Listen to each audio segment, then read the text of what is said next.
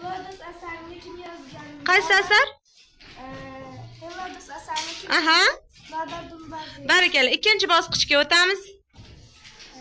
Ikkinchi bosqichga o'tamiz. Herodos asari Dagi Ko'ka kimning do'sti? Yango'lining do'sti. Aha.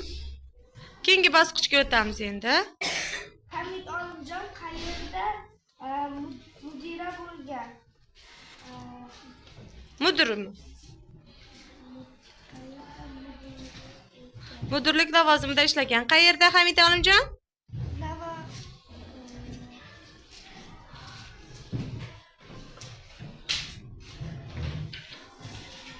Demak, finishgacha intizor yetib kelmadi.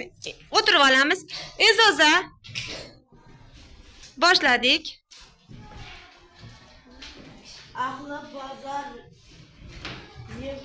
Ahli bozor yig'ildi. Qizib ketdi maslahat. Bu so'z qaysi hikoyadan olingan? Qanday degan matn? Aha, keyingi bosqichga o'tamiz.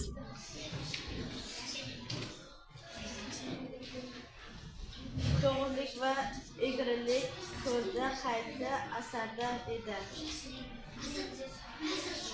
To'g'rilik va egrilik.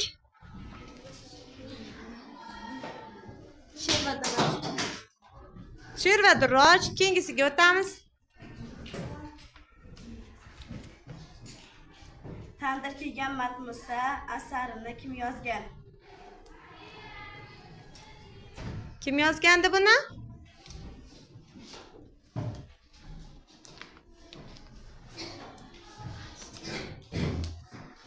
Kim yordam beradi E'zozaga? Abror? Barakalla. O'tirib olamiz, finishga chiqa olmaganimiz uchun. Anora keyingi o'quvchimiz. Navoiy qachon vafot etgan? 1500. Xo'p, keyingi bosqichga o'tamiz. Hamid Olimjon qayerda tug'ilgan?